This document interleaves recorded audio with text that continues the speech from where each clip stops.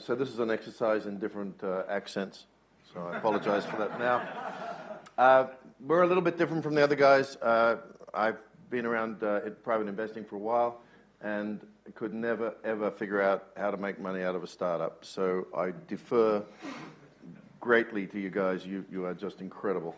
We go to the other extreme.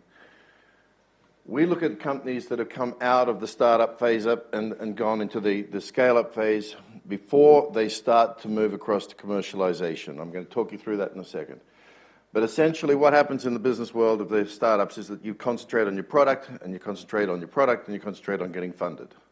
And when you got through there, you concentrate on your product, and you concentrate on your product, and you build a couple of people around you, but you're looking about getting funded. When you're a real company, you've got customers, and you've got corporate tax, and you've got all sorts of stuff. That transition from the scurry around of a young, vibrant company to being a corporate structure takes a number of years. But it's also insidious in as much as little businesses, great entrepreneurs who get a company going, very rarely have actually built a business. And in the world of entrepreneurialism, where you've got these tremendous emotional highs and lows, you get a series of things happen to you, in most cases, that you don't understand because you have not understood the transition of the customer that you're selling to and what they expect from you in that process. We buy in at that point and we work tirelessly. We spend 2 days a month with every company, all management teams, helping them deal with the operations of where they are and where they're going. So as my VC said to me a long time ago, the best thing that we can do is help you see round corners. That turns out to be prophetic.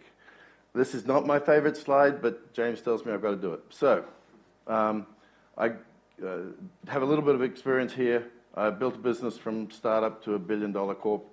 After that, PE companies used me for turnarounds.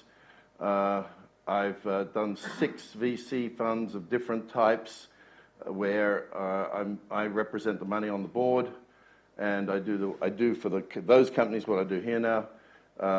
We've done 14 private investments in the States. I've done 5 here so far. The good, bad, the ugly. Unfortunately, these are a lot longer lists. The good, the last 90 days have been great. I got out of Instabed well, Fund and I got out. We got 500 for that million. Systech, we just got out last month for 156.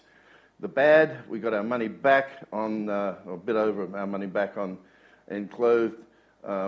My friends have done Untethered, which is a little security business.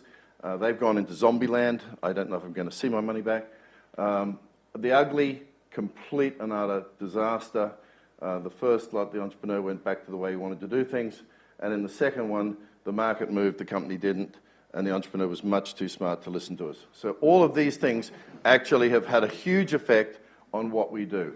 And this is the sort of the simplistic way of thinking about our world. The red line is from start, the number of companies at any point of time starting, and this is where they finish up. 0.4 of 1% of companies that start end up commercial successes. 0.4 of 1%.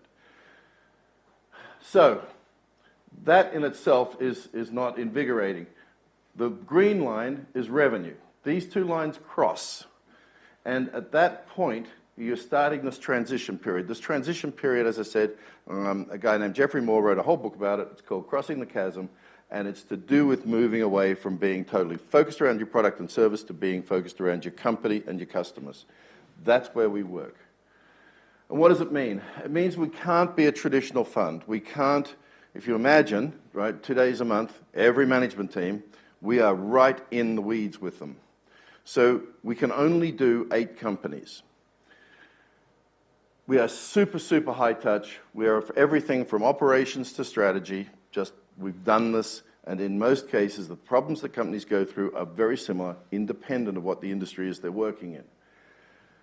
So we are working in this commercialization-centric world, and our biggest problem, it turns out, is premature exits. This is where the emotional curve of the entrepreneur, she's at the bottom, on a day that she gets a letter for £3 million or £5 million or £10 million, and all of a sudden that's a lot of money, and so yesterday's dreams are gone.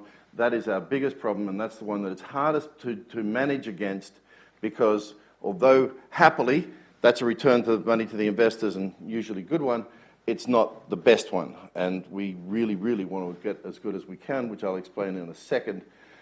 We also do progressive funding. We put a little bit of money in. Again, we learn our lessons. So after 6 months, when we're really confident, we've got a business plan, the board's approved the plan, we've restructured the board, all those good things, we put more money in. We fund the working capital for a year, and then they trigger another release, etc. It's a bit Pavlovian in many ways.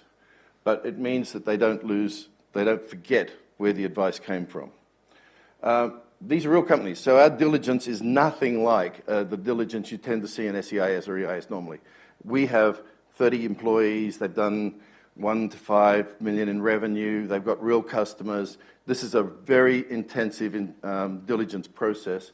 Much of it we do, and then we have it outsourced again to check it again. And we buy on revenue, because companies have revenue. We also sell on revenue, so it's not very, very mystical. We buy a company doing 3 million, we sell it doing 15 or 20 million, do the math. So, because we fund every year, we come back.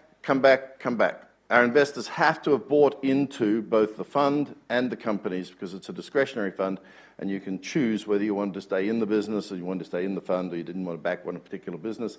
We're encouraging our entrepreneurs to learn the relationship they have with the money, which when they're very young companies, that tends to be a fairly nebulous concept. So there's a strong amount of return, of information return flowing back, and we encourage our investors, we encourage our analysts, and we encourage all of the advisors, come and meet management at least once a year. And this is where it washes out. All the fees go to the companies, and whilst our threshold, I think our threshold is the highest in the country at 160. I'm not really interested in that. I'm interested in the big one. If you get a company to make this transition, simple math says 4x, while it sounds spectacular, 4x actually tends to be at the bottom end of your return range. So that's where we take a third going forward. That's who we are. 8 companies, very demanding. Don't recommend it for anyone who's an entrepreneur who doesn't want to actually break the back. And at the end of the day, we're the only ones that we know of that are in this space. We're entirely made up of operators, all done it, and that's what we do for the entrepreneurs. Thank you.